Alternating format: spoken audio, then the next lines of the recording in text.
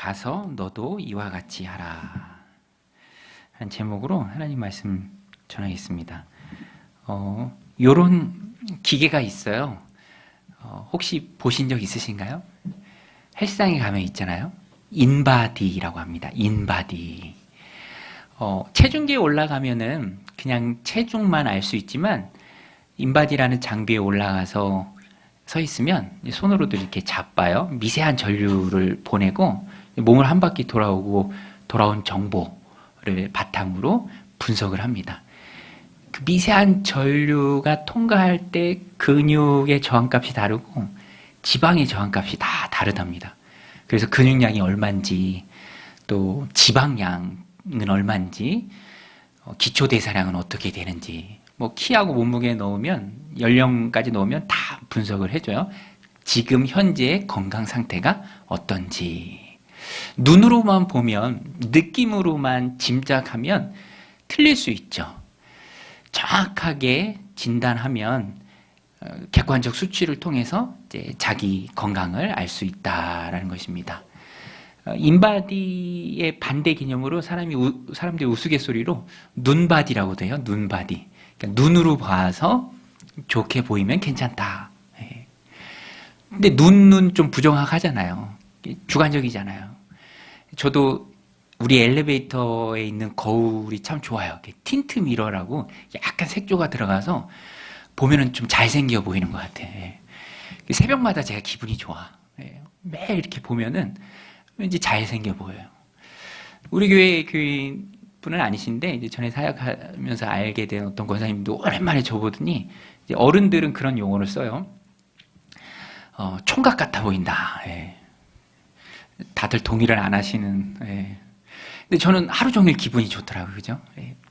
인사말인데 사실과 다르지만 기분이 좋다. 뭐 거울 이렇게 비춰보고 잘생겨 보이면 기분이 좋다. 근데 잊지 말아야 할 것은 그거는 정확하지 않다라는 거예요. 느낌이죠. 주관적입니다. 하나님의 말씀을 통해서 우리도 우리의 신앙을 점검해야 돼요. 우리의 믿음과 신앙을 우리가 느낌으로만 짐작으로만 생각한다면 굉장히 위험한 착각에 빠질 수 있습니다. 구원에 있어서는 구원을 놓칠 수도 있어요. 구원 받은 이후에 있어서 착각에 빠져 있으면 잘하는데 되게 장애물이 됩니다. 위험해요. 영적인 착각은 가라앉는 배 안에 괜찮겠지라고 앉아있는 것과 똑같아요. 영적인 착각은 활활 불타는 집 안에 그래도 괜찮을 거야 라고 스스로 생각하면서 탈출하지 않는 것과 똑같습니다. 오늘 본문에도 예수님께 나와서 질문한 율법교사가 있습니다. 이 율법교사는 말씀드린 것처럼 객관적으로 자신의 모습을 보지 못하는 영적인 착각 속에 빠져 있습니다. 그래서 예수님한테 질문을 하는데 몰라서 갈망하는 마음으로 사모하는 마음으로 간절히 질문한 게 아니라 오늘 본문에도 나오죠. 시험하는 마음으로 질문했습니다. 시험하면서 질문했어요. 무엇을 질문합니까? 내가 어떻게 해야 영생을 얻습니까? 내가 무엇을 해야 영생을 얻나요? 예수님께서 그 마음을 다 아시죠. 되묻습니다. 너가 율법교사인데 내가 잘 연구하는 그 율법에 의하면 구약 성경에 의하면 무엇을 하라 하더냐. 이 율법교사가 잘 아는 대로 신명기 6장 5절하고 레위기 19장 18절에 나와 있는 말씀을 인용해서 대답을 합니다. 율법교사의 대답이지만 이 말만큼은 정답이에요. 마태복음에서 예수님도 똑같이 말씀하시죠.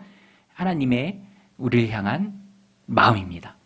정답인데요. 우리 같이 한번 읽어볼까요? 27절 시작. 대답하여 이르되 내 마음을 다하며 목숨을 다하며 힘을 다하며 뜻을 다하여 주 너의 하나님을 사랑하고 또한 내 이웃을 사랑하라 하였나이다. 이 율법교사의 대답입니다. 근데 이 대답은 정답이에요. 마음을 다하고 목숨을 다하고 뜻을 다하고 힘을 다해서 하나님을 사랑하고 내 이웃을 내 몸같이 사랑하라. 100점짜리 대답하니까 예수님 말씀하십니다. 그래, 맞다. 그렇게 행하라. 그렇게 행하라. 이렇게 얘기합니다. 근데 여기에는요, 놀라운 또 예수님의 의도가 담겨 있어요. 마음 다하고 목숨 다하고 뜻과 힘을 다해서 하나님을 내 노력으로 사랑하기가 불가능하죠. 은혜로만 가능합니다. 여러분, 구원은 은혜로만 얻는 줄로 믿습니다. 예수 그리스도를 통해서, 하나님 주시는 은혜를 통해서만 하나님 앞에 온전히 설 수 있습니다. 내 힘으로 내가 하나님 사랑할 수 없어요. 하나님이 사랑하는 마음 내 안에 부어주셔야 합니다. 그래야 하나님 앞에 사랑하는 마음, 사모하는 마음, 존경하는 마음 갖고 나와 예배하고 하나님 앞에 엎드릴 수 있는 거예요. 의기양양하게 시험하면서 질문한 이 율법교사에게 주님이 주신 의도는 해봐라. 잘 안 된다. 불가능하다. 너 스스로 느껴야 한다. 그것을 주님이 말씀해 주는 겁니다. 구약 역사를 보면 다 나오잖아요. 우상숭배로 망했습니다. 여호수아 때는요, 여호수아가 도전하잖아요. 오늘 너희 섬길 자를 택하라. 오직 나와 내 집은 하나님만 섬기겠다.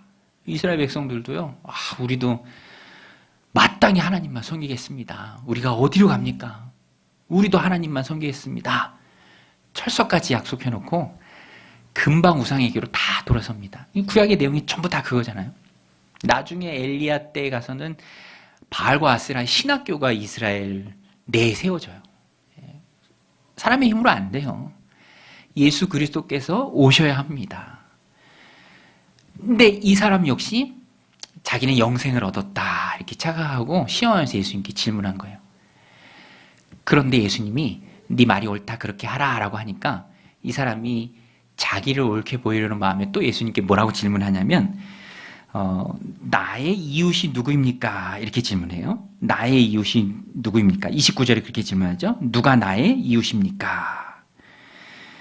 이렇게 질문하는 그의 마음을 이렇게 들여다보면 우리가 알 수 있습니다. 왜 이렇게 질문할까요? 왜 누가 나의 이웃입니까? 내 이웃이 누군가요? 라고 질문하는 이유가 뭐죠? 그 앞부분에 힌트가 나오잖아요. 이 사람이 자기를 옳게 보이려고. 그러니까 누가 나의 이웃입니까? 라고 예수님께 질문하면서 듣기를 기대하는 대답은, 예수님으로부터 듣기를 기대하는 것은 너의 동족이다, 같은 민족이다, 유대인이다, 이런 말을 듣기를 원하는 거예요. 왜냐하면 지금 이 사람은 자기가 설정해 놓은 자기 이웃의 범주 안에 있는 민족의 동족들에게는 잘하고 있거든요. 자기 몸처럼 사랑하는 그런 모습들이 있던 것 같아요. 그러니까 그거를 드러내고 싶은 거예요. 근데 예수님은요, 직접적으로 대답을 해주는 대신에 너의 이웃이 누구인가를 네 스스로 선택할 것이 아니라 네가 누구에게든지 이웃이 되어줘야 할 책임과 사명이 있다라는 것을 일깨워 주기 위해서 사마리아인 이야기를 해주십니다. 선한 사마리아인. 믿지 않는 사람들도 되게 잘 아는 이야기예요. 선한 사마리아인. 좋은 이웃 선교 같은 그런 이름들도 다 여기서 온 거잖아요. 선한 사마리아인 이야기를 해주십니다. 자기 민족만 이웃이라고 생각하고 있는 이 사람의 착각, 자기를 정당화하고 또 나는 정말 영생을 얻었다, 할 거 다 하고 있다, 부족함이 없다라는 이 사람의 생각을 깨주기 위해서 이웃은 고르는 게 아니라 네가 되어주는 것이다. 주님이 선한 사마리아인 이야기 해주십니다. 이 이야기는 뭐 너무 익숙해서 잘 알죠. 제가 이미지를 좀 몇 개 만들어 봤는데 이런 이미지입니다. 제사장도 지나가요. 여리고로 내려가는 그 산길은 되게 위험하잖아요. 예전에는 더 위험했죠. 강도들이 많습니다. 흠씬 두들겨 맞은 이 사람이 누워 있습니다. 뭐 피도 많이 나고 뭐 거의 죽을 지경으로 때렸으니까 말이 아니었겠죠. 제사장도 지나가고 레위인도 지나갑니다. 왜 그냥 지나갔을까? 아마 정결함이 없어지니까 시체를 만지면 부정해집니다. 의식적으로 부정해져요. 당시의 의식법에 의하면 위생적으로 부정해지는 게 아니라 의식적으로 부정해지기 때문에 이 제사장이나 레위인들은 그런 것을 극도로 꺼렸죠. 그러니까 자기 자신을 먼저 생각했습니다. 그래서 저 사람 진짜 죽었을 수도 있고 그걸 확인하는 것조차 꺼려했던 거예요. 그래서 외면합니다. 이런 일에 얽히면 안 되지. 제사장도 지나가고 레위인도 지나갑니다. 영적인 의료진 같은 특수 계급이에요. 제사장, 레위인. 마땅히 돌봐줘야 하는데 그것을 다 하지 않습니다. 이 예수님의 이 얘기를 듣는 사람들이 다 충격이에요, 이게. 그리고 세 번째 등장하는 사람이 더 충격인 것이 사마리아 사람이었습니다. 사마리아 사람. 이 사마리아 사람은 유대인들이 무시하고 증오하고 미워하는 사람들이죠. 그런데 이 사람이 도와줘요. 이 병든 사람을, 이 아픈 사람을, 죽게 생긴 사람을 돌봐줍니다. 그리고 예수님이 질문하시는 거죠. 36절에 보면 내 생각에는 이 세 사람 중에 누가 강도 만난 자의 이웃이 되겠느냐. 너가 지금 누가 나의 이웃입니까? 라고 물었는데 너 한번 대답해봐라. 이 세 사람 중에 강도 만난 사람의 진정한 이웃은 누구겠느냐? 누가 강도 만난 사람의 이웃이 되어줬느냐? 대답을 안 할 수가 없죠. 못 할 수가 없죠. 너무나도 분명합니다. 그래서 37절에 보면 이르되 차마 사마리아인이라고는 못하고 이렇게 얘기합니다. 자비를 베푼 자니이다. 예수께서 이르시되 가서 너도 이와 같이 하라 하시니라. 이런 말씀의 제목이에요. 가서 너도 이와 같이 하라. 우리 한번 따라 볼까요? 가서 너도 이와 같이 하라. 가서 너도 이와 같이 하라. 이게요, 율법교사가 가지고 있었던 착각, 자기 자신에 대한 착각, 편견, 고정관념 다 깨지는 순간입니다. 나는 영생을 받은 줄 알았어요. 나는 옳게 잘하는 줄 알았습니다. 오늘 우리도 그렇잖아요. 내가 이 정도 신앙생활 했으면, 이만큼 헌신했으면, 이렇게 예배 안 빼먹고 또 봉사하고 또 내게 맡겨진 일들 하고 있으면 나는 괜찮다라는 그런 스스로의 생각에 갇힐 위험성이 오늘 우리도 굉장히 많습니다. 왜냐하면 우리는 자기의 쪽으로 흐를 수 있는 가능성이 많은 연약한 존재들이에요. 이 사람의 문제는 자기의예요. 자기의. 내가 이렇게 했다. 내가 이렇게 잘하고 있다. 그런데 주님은 그게 아니다. 빠져나오라. 은혜다. 네 모습을 봐라. 사마리아인은 조금 더 이웃이라고 생각하지 못하는 너의 모습을 봐라. 깨닫게 해주시는 거예요. 주님은 깨닫게 해주십니다. 사랑하는 마음으로 깨닫게 해주세요. 이 똑같은 내용이 마가복음에도 나와요. 마가복음 10장 21절에도 보면 이 부자 청년이 예수님께 똑같이 물어요. 내가 무엇을 해야 영생을 얻습니까? 예수님의 교육 과정 가운데 처음 해주신 말씀은 율법을 지켜라. 율법 내가 잘 지켰습니다. 이게 역시 착각이죠. 그 사람 이름으로 안 되잖아요. 그게 얼마나 지금 돈을 사랑하고 있는지를 보여주려고 부자 관원 청년인데 21절 마가복음 10장 21절 보면 이렇게 얘기하십니다. 우리 같이 한번 읽어볼까요? 시작. 예수께서 그를 보시고 사랑하사 이르시되 내게 아직도 한 가지 부족한 것이 있으니 가서 내게 있는 것을 다 팔아 가난한 자들에게 주라. 그리하면 하늘에서 보화가 내게 있으리라. 그리고 와서 나를 따르라 하시니. 돈을 사랑하는 마음이 굉장히 큰 자신을 잘 몰라요. 예수님 사랑하기 때문에 깨닫게 해주시는 거예요. 다 나눠주라. 그러면 하늘에서 보화가 내게 있으리라. 이 예수님의 말씀 틀린 게 없죠. 하늘의 보화가 얼마나 귀합니까? 그리고 제자로 부르세요. 그리고 와서 나를 따르라 하시니. 근데 이 사람은 그렇게 하지 못합니다. 근심하면서 슬픈 기색을 띠면서 돌아가죠. 근심하고 슬픈 기색을 띠면서 돌아갑니다. 핵심은 착각 속에 빠져있는 율법교사, 또 그를 깨닫게 해주시는 주님. 그 사이에 오늘 우리도 똑같이 앉아 있습니다. 오늘도 말씀을 통해서 우리가 주님이 우리에게 주시는 음성을 들어야 합니다. 나는 내가 이렇게 잘하길 원한다. 나는 내가 이렇게 나와 깊은 관계 속에 들어오길 원한다. 주님이 오늘 우리에게 주시는 말씀이에요. 율법교사처럼 착각하기 쉽고 빠지기 쉬운 그런 잘못된 생각 속에서 꺼내주시는 주님의 음성을 우리가 들을 수 있어야 합니다. 제사장과 레위인이 왜 외면하고 갔습니까? 자기를 생각하는 마음이 더 큰 거예요. 자기의 의식적 거룩함이 깨질까 봐 그 번거로운 정결 과정을 또 거쳐야 할까봐 죽게 생긴 사람이지만 가서 보지 않고 철저히 외면합니다. 항상 사람 마음에는 이런 두 가지 갈등이 충돌합니다. 그렇죠. 그 가운데서 주님은 바른 선택을 하기를 원하시죠. 그래서 오늘 말씀을 통해서 우리가 두 가지 메시지를 붙들어야 하는데요. 첫 번째는 자기 자신의 신념을 항상 점검하라라는 거예요. 항상 점검하라.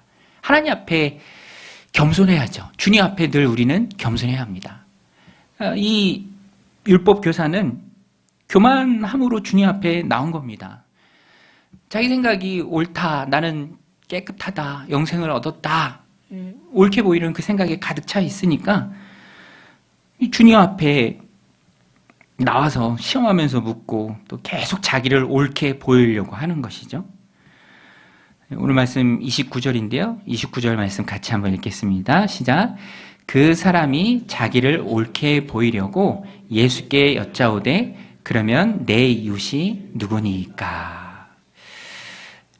예수님께 내 이웃이 누구입니까? 라고 묻는 이유가 무엇인지 힌트가 나오죠. 자기를 옳게 보이려고. 자기가 설정해 놓은 자기의 동족, 또 자기 민족, 자기와 잘 맞는 사람, 그 사람들을 잘하고 있습니다. 그러니까 거기에 대해서 묻는 거예요. 예수님이 네 민족이 너의 이웃이다 라고 말해주고, 나 그럼 내가 내 이웃에 대해서 되게 굉장히 잘했습니다. 옳게 보이려고 그랬던 거죠. 자기 신념에 가득 차 있습니다. 여러분, 오늘 우리가 구원에 있어서도 하나님 주시는 은혜 가운데 잘못된 내 신념으로부터 빠져나오고 깨어지는 게 참 중요하고요. 또 구원받은 이후에 신앙생활 하면서도 잘하고 성장하기 위해서는 항상 내 생각, 내 신념 끊임없이 의심하고 또 두드려야 합니다. 이게 옳은 생각인지 맞는 생각인지. 하나님 앞에 겸손하다라는 것은 자기를 부정하는 것이죠. 내 생각이 틀렸을 수 있음을 말씀을 통해서 깨닫는 것입니다. 여러분, 변치 않고 항상 오르신 분은 우리 주님 한 분밖에 안 계세요. 여러분, 오르신 분은 우리 하나님 분밖에 없는 줄로 믿습니다. 항상 오르신 분은 우리 하나님이시죠. 그 하나님 앞에 우리는 늘 점검해야 합니다. 저도 이제 담임 목회 한 지 5년째 지나고 있습니다. 5년. 길지는 않은데요. 참 깨닫는 게 많아요. 제가 부교역자로 있을 때, 또 막 이제 시작했을 그 1년 차에, 이게 맞다, 이게 옳다, 라고 큰 소리 치고 했던 것들에 대한 생각이 시간이 지나면서 또 많이 바뀌게 돼요. 그게 아니었을 수도 있겠다. 그죠? 항상 우리는 하나님 앞에 갈수록 겸손해지는 삶을 살아야 합니다. 신념이 가득하면 막 큰 소리 치지만 시간이 갈수록 그게 아니었음을 깨닫게 되는 게 또 사실이에요. 그렇죠, 여러분? 저희 신대원 동기 단톡방에 한 40명 정도 있는데 어떤 친구 목사님이 이제 부임한 지 총명받아서 부임한 지 딱 한 달 됐어요. 한 달. 그러면서 얘기 주고받다가 그런 얘기 하더라고. 자기 한 달째인데 너무 행복하다. 너무 좋다. 그런 얘기를 하더라고요. 동기들이 아마 다 씩 웃었을 거야. 한 5년 내지 한 10년 정도 한 친구들. 한 달은 허니문 기간이라 행복하고 좋죠. 조금만 지나봐라. 좋은 의미에서 깊어지고 넓어지고 내 신념이 깨지고 내 고집이 깨지고 하나님의 뜻을 더 많이 받아들이고 겸손해지는 그런 과정. 주님이 원하시는 것입니다. 그래서 우리는 위험한 착각에 빠지지 않기 위해서 항상 자신을 돌아봐야 돼요. 자기 신념을 계속 의심해야 합니다.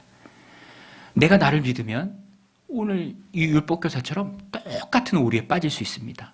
뭐 이 정도 했으면, 이렇게 봉사하고 있으면, 이 정도 믿음과 신앙이면 그러면 잘할 수 있는 기회를 다 놓치는 것이죠. 누가복음 18장에 보면은 바리새인과 세리의 기도가 나오는데요. 저는 항상 이런 생각을 깨주시는 주님의 말씀을 대할 때면 이 바리새인과 세리에 대비되는 기도가 생각납니다. 너무 귀한 가르침이에요. 바리새인은 스스로 교만해서 은혜를 못 받아요.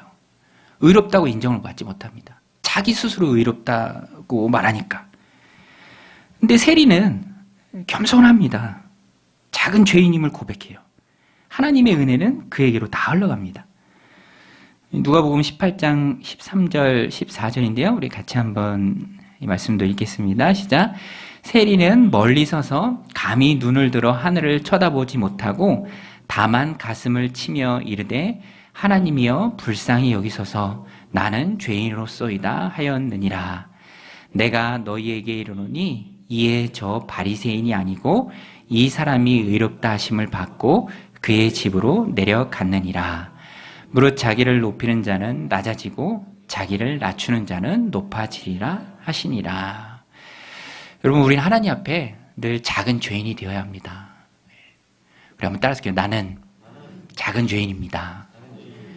죄인이라 은혜가 필요하잖아요. 은혜 없으면 안 되잖아요.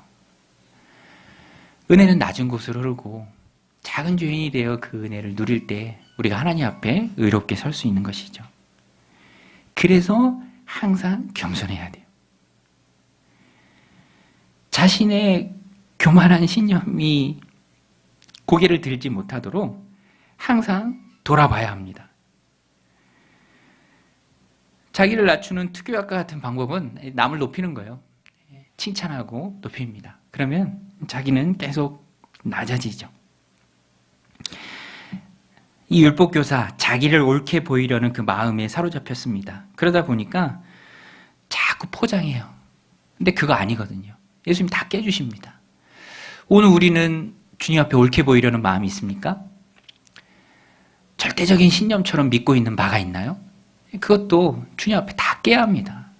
그래야 비로소 하나님 앞에 정직하게 설 수 있고 또 있는 모습 그대로 은혜를 받고 누리면서 성장할 수 있어요. 여러분, 옳게 보이려고 포장하지 않고 정직하게 하나님 앞에 겸손히 서는 은혜의 종들이 다 되시길 바랍니다. 두 번째는 실천이 중요하다라는 거예요. 실천이 중요하다. 위험한 착각에 빠지지 않기 위해서 해야 할 것은 작은 부분이라도 손과 발의 행동으로 옮기는 거예요. 손과 발의 행동으로 옮기는 거. 예수님이 해주신 강도 만난 자의 이웃, 선한 사마리아인. 유대인들은 무시했지만, 증오하는 사람이었지만 그야말로 진짜 이웃이 되어주는 사람이에요. 강도 만난 자의 이웃이 바로 이 사마리아인입니다. 그리고 그 중심에는 행동이 있어요. 행동. 처음에 마음으로 긍휼히 여겨서 다가가요. 거기서 그치지 않고 실천합니다. 행동으로 옮겨요. 뭘 어떻게 행동으로 옮깁니까? 강도 만난 사람 보고 불쌍히 여기죠. 다가갑니다. 제사장이나 레위인은 다 떠나가는데 먼저 다가가서 상처를 소독하고 또 진정시키는 기름도 붓고 또 포도주도 부었습니다. 그리고 상처를 싸매 주었어요. 오늘 말씀이 나오죠. 아마 자기 옷을 찢었을 수도 있죠. 싸매야 하니까. 그리고 자기 짐승에 태웠다라고 되어 있습니다. 옮겨야 하니까, 걷지 못하니까. 자기는 걸어야 했죠. 자기 짐승에 태웠으니까. 그리고 주막까지 가서 또 주막 주인에게 이 사람을 좀 돌봐주세요라고 부탁을 합니다. 그냥 부탁만 한 것이 아니라 돈도 줘요. 재정적인 손해도 감수합니다. 데나리온 2개를 주는데요. 한 데나리온은 노동자 하루의 일당이에요. 품삯입니다. 최저시급으로 계산해 보면은요, 8만 원, 뭐 조금 더 많았겠죠. 그러면 20만 원이에요. 그렇죠? 저는 이 부분이 참 마음에 이렇게 와닿게 되더라고요. 어떻게 이렇게 모르는 사람에게 이런 희생을 할 수 있었을까? 참 그 부분이 너무 귀하고 대단하다. 그렇지 않습니까, 여러분? 모르는 사람에게, 일면식도 없는 사람에게 그렇게 도움을 주기가 쉽지 않잖아요. 제가 어제 저녁에 막내랑 이렇게 잠자리 드는데 항상 자기 전에 뭘 계속 물어보고 막 귀찮게 해. 그러면서 뭐 성경 이야기를 해달라 그래서 오늘 이 얘기를 해주니까 이 부분에 대해서 얘기했어요. 야, 너 누구 다친 사람이 있으면 지갑에서 뭐 예를 들어서 20만 원이라고 하면은 5만 원권 4장이잖아요. 그죠? 너 그거 4장 꺼내서 줄 수 있냐? 자기는 5만 원짜리가 없대. 지갑에. 혹시 명절에 용돈 받으면 그 엄마가 주면 그거 줄 수 있냐? 막 이렇게 물으면서 재밌게 대화했어요. 근데 걔는 줄 수 있대. 나는 좀 어려울 것 같은데 줄 수 있대. 그죠? 그 챗 GPT로 이미지도 한번 그려봤습니다. 그죠? 이거 모르는 사람 위해서 여긴 3장인데 뭐 3장이 됐든 4장이 됐든 꺼내서 줄 수 있는가? 제가 볼 때 이거 줄 수 있는 사람이 그렇게 많지 않습니다. 다 착각 속에 있는 거예요. 줄 수 있을 거다라는 착각.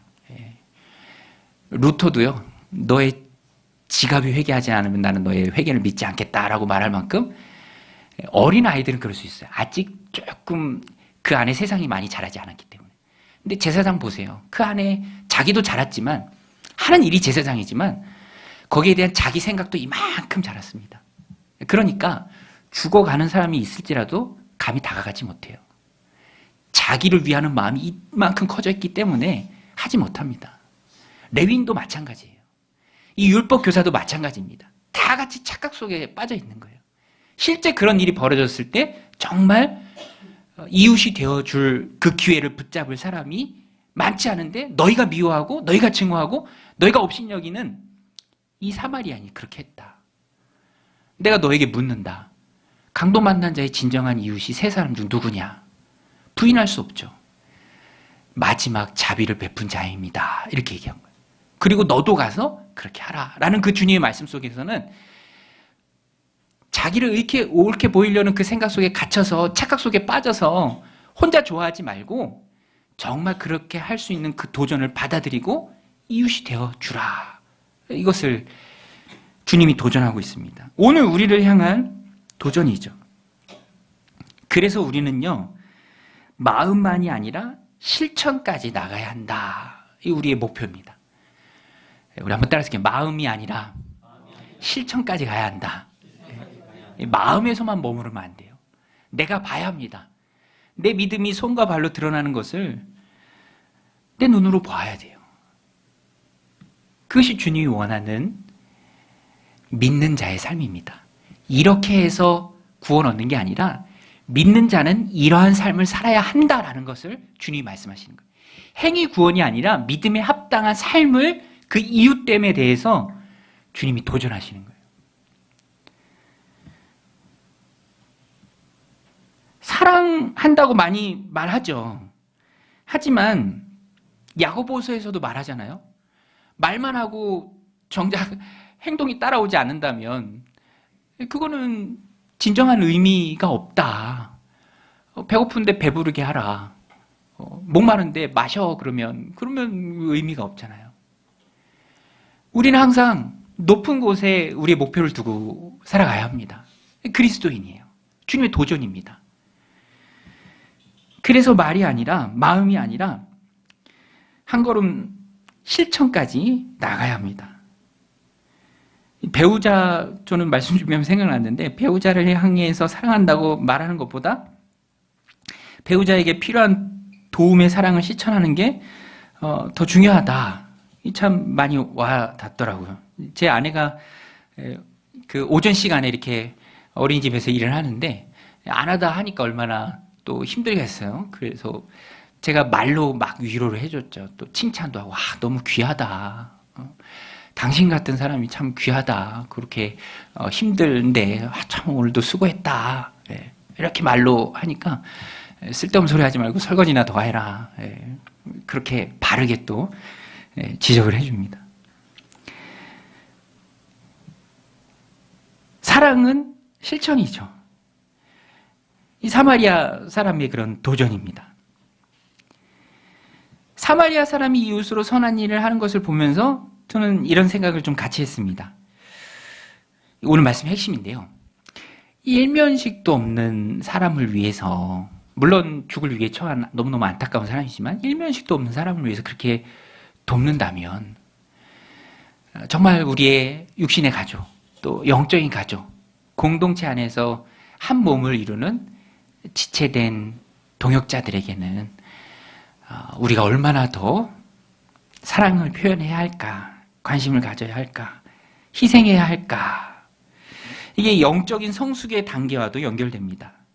요한일서 2장에 보면은요, 신앙의 단계가 나오는데요. 어린이, 청년, 아버지 이렇게 나옵니다. 어린이는 이제 하나님을 알아가는 사람. 청년은 이제 죄와 싸워서 죄를 이겨가는 사람. 믿음의 단계예요. 어린이도 있고 청년이 있습니다. 마지막에 요한 사도가 말하는 단계가 뭐냐면 아버지예요. 아버지. 아버지의 신앙을 가진 사람. 아버지는요, 하나님을 알되 서로 친밀하게 너무 잘 알아요. 뭐 대통령 내가 아는 것하고는 다르잖아요. 대통령과 서로 막 안다면 같이 아는 거죠. 하나님과 그런 친밀한 관계 속에 있는 사람이 바로 아버지고, 그래서 누군가를 도울 수 있습니다. 그를 세워줄 수 있어요. 재생산이 되는 거죠. 저는 이 말씀을 좀 확장해서 그렇게 적용해도 참 좋을 것 같아요. 어떤 교회가 좋은 교회입니까? 아버지처럼 재생산하는, 세워주는, 양보하는 사람. 오늘 선한 사마리아인처럼 그런 사람들이 많은 공동체가 좋은 교회입니다. 아버지 신앙이 많아야 합니다.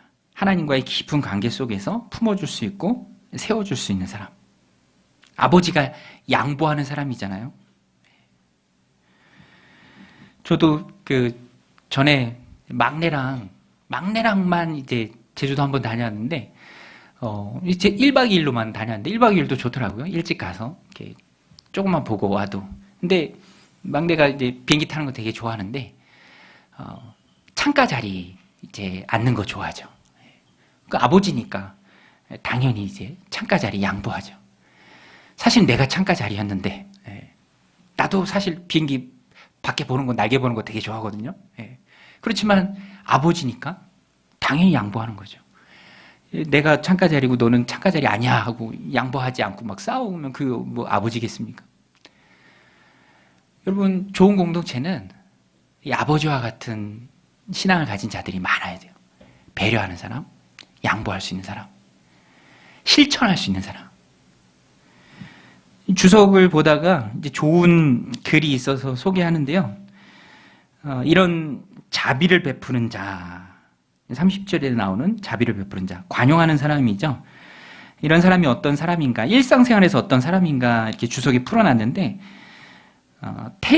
식사 테이블하고 좀 연관지어서 풀었습니다. 거기에 보면은 하나님이 힘을 주셔서 베푸는 관용을 식사 자리에서 이렇게 나타납니다. 음식을 만드는 것에 그치지 않고 양초에 불을 밝히는 것. 서양 문화에서는요, 밥 먹을 때 이렇게 양초에 불을 밝히면서 풍성한 만찬이 됩니다. 감정까지 세심하게 살피는 거죠.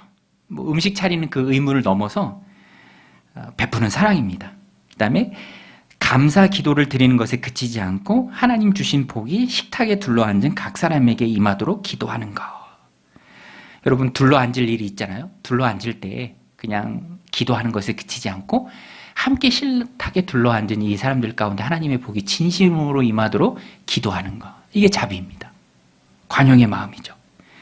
그리고 옆으로 음식을 전달해 주는 것에 그치지 않고 함께 둘러앉은 사람들이 즐거운 대화 속으로 들어오도록 끌어들이는 것. 네. 우리 이제 점심 먹을 때도 이렇게 즐겁게 대화하면서 즐거운 대화 속으로 들어오도록 우리가 끌어들이잖아요. 자비고 관용입니다. 또 식탁을 닦는 것에 그치지 않고 설거지하는 것. 이런 것들이 하나님 힘 주셔서 우리가 베풀 수 있는 관용입니다. 말씀을 정리합니다. 오늘 말씀의 바른 적용은 오늘 우리도 이와 같이, 오늘 말씀의 제목이죠. 가서 너도 이와 같이 하라. 가서 너도 이와 같이 하라. 내 힘으로 안 되고 하나님이 힘 주실 때 가능합니다. 이웃은 내가 선택하는 것이 아니라 누구에게든 내가 되어주는 것입니다. 이웃이 되어주는 것이죠. 그리고 그것이 공동체 안에서 공동체를 단단하게 하는 아버지의 사랑입니다. 배려하고 자비를 베푸는 사랑이죠. 오늘 이 말씀 마음에 새기고 영혼 구원에 제사 삼는 귀한 공동체 이룸에 아버지와 같은 신앙으로 또 배려하는 저 여러분들이 다 되시기를 주님의 이름으로 간절히 축원드립니다.